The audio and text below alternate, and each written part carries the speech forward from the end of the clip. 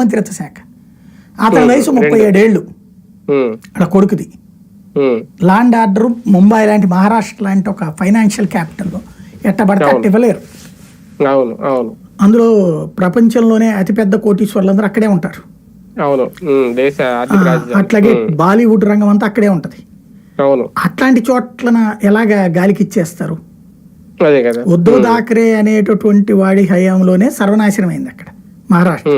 ఇప్పుడు ఒకసారి ఇక్కడ బీజేపీ ఏం ఆలోచిస్తుంది అనేది ఇక్కడ కీలకం. 132 స్థానాలు వచ్చిన షిండే వర్సెస్ బీజేపీ అన్నట్టుగా ఉందా, శివసేన వర్సెస్ బీజేపీ అన్నట్టుగా చూసి అభ్యర్థిని అనౌన్స్ చేయలేకపోతుందా? ఇంకోటి మరాఠా ఫేస్ గురించి మాట్లాడుకుంటే ఫడ్నవీస్ కాకుండా వేరే వ్యక్తి ఉంటే షిండే యాక్సెప్ట్ చేస్తారా?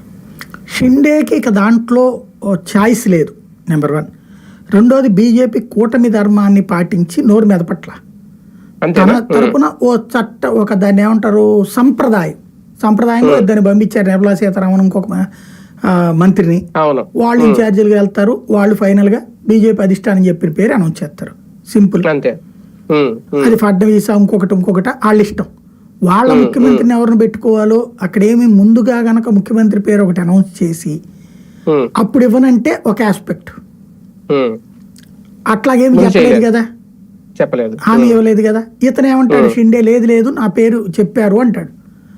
మోడీ చెప్పేవాడు కదా. ఇప్పుడు ఆదిత్యనాథ్